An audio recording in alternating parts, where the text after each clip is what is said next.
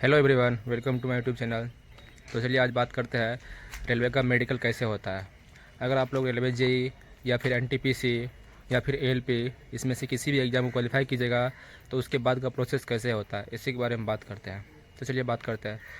जब आप लोग रेलवे जेई का CBT 1 और CBT 2 दोनों क्वालिफाई कर लीजिएगा तो आप लोगों को डॉक्यूमेंट वेरिफिकेशन के लिए कंसर्न जो RRB है वो बुलाएगा। वहाँ जाने के बाद आप लोगों का प्रॉपर डॉक्यूमेंट वेरिफिकेशन होगा। जो भी ओरिजिनल डॉक्यूमेंट है और जो आप लोग पहले से उस एप्लीकेशन फॉर्म में मेंशन कर रखे हैं उसको मैच किया जाएगा। जो प्रॉपर मैच हो जाएगा और आपका डॉक्यूमेंट वेरिफिकेशन सक्सेसफुली सबमिटेड हो जाएगा तो आप लोगों को कंसर्न RRB का जो डिविजनल लेवल का हॉस्पिटल है उसमें आप लोगों को मेडिकल के लिए भेजा जाएगा।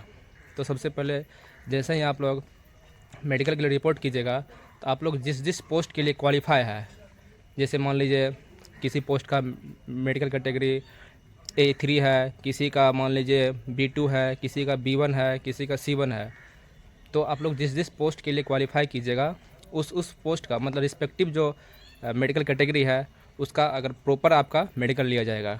जैसे मान लीजिए आप लोग का कोई पोस्ट है जिसमें A3 मेडिकल कैटेगरी है तो A3 का मेडिकल कैटेगरी के अकॉर्डिंग आपका टेस्ट लिया जाएगा। अगर उसमें आप लोग क्वालिफाई हो गए तो ठीक है, आप लोग तो ऑलरेडी तब फिर B1 B2 C1 इसमें क्वालिफाई हो गए। अगर मान लीजिए A3 में डिसक्वालीफाई हो गए तो फिर आपका B2 किया जाएगा। अगर B2 में फिर अगर डिसक्वालीफाई हो गए तो फिर आपका B1 किया जाएगा। इसी तरह फिर C1 किया जाएगा। तो आप लोगों को बता दे रहे हैं ना कि रेलवे जेई में जो मेडिकल कैटेगरी है रेलवे जेई का वो C1 से लेके A3 तक है। मतलब C1 है, B1 है, B2 है, A3 है। और A2 जो है वो गुड्स गार्ड जो होता है, जिसको अब आजकल ट्रेन मैनेजर बोलते हैं, उसका होता है और स्टेशन मास्टर का होता है। और A1 जो होता है वो लोको पायलट का होता है। तो ये रहा रेलवे जेई का मेडिकल प्रोसेस। अगर आप लोग प्रॉपर मेडिकल में क्वालिफाई हो गए तो आपको फिर वहाँ से कंसर्न जो हॉस्पिटल है वहाँ से फिर भेज दिया जाएगा।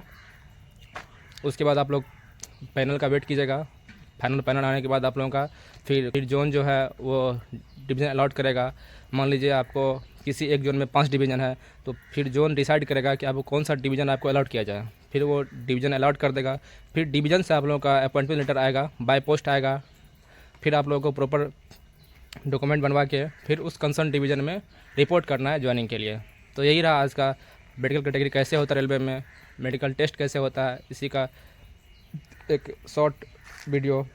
तो चलिए इसी तरह मेरे चैनल को लाइक सब्सक्राइब कीजिए ताकि मैं आगे आप लोगों के लिए और वीडियो बना सकूं। चलिए, थैंक यू।